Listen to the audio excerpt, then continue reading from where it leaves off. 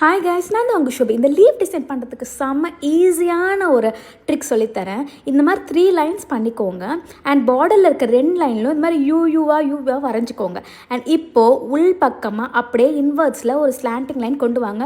Note பண்ணிக்கோங்க, line வந்து ஷார்ப்பாக இருக்கக்கூடாது, ஸ்லாண்டிங்காக இருக்கணும். இப்படி பண்ணிகிட்டே வந்தீங்கன்னா அவ்வளோதான், ஈஸியாக உங்களுக்கு வந்து ஒரு லீஃப் ஷேப் கிடச்சிருச்சா.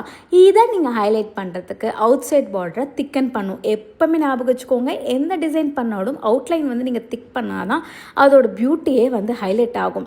அண்ட் அதே மாதிரி 2 சைடும் பண்ணிக்கோங்க. அண்ட் இந்த டிசைன் வந்து நீங்கள் இப்படியே பார்த்தீங்கன்னா ஒரு மாதிரி அன்ஃபினிஷ்டாக இருக்கணும். இது வந்து இன்னுமே உங்களுக்கு ப்ரிசைஸாக இருக்கிறதுக்கு இந்த மாதிரி உள்ளே வந்து அந்த லைன்ஸை வந்து கொஞ்சம் கொண்டு வந்துட்டு அண்ட் அந்த உள் லீஃப் வெயின்ஸ் இருக்கு இல்லையா, அதை வந்து இன்வெர்ட்ஸ் டு அவுட்வர்ட் டைரெக்ஷனில் ஒரு லைன் வரைஞ்சிக்கோங்க. அவ்வளோதான், ரொம்ப ஈஸியான லீஃப் டிசைன் வந்துருச்சு. இது மாதிரி நிறைய யூஸ்ஃபுல் டிசைன்ஸ்க்கு உங்களுக்கு வந்து கற்றுக்கணும் அப்படின்னா ஷோபி மெஹந்தி ஸ்டுடியோ பேஜை ஃபாலோ பண்ணிக்கோங்க மறக்காமல். Thank you.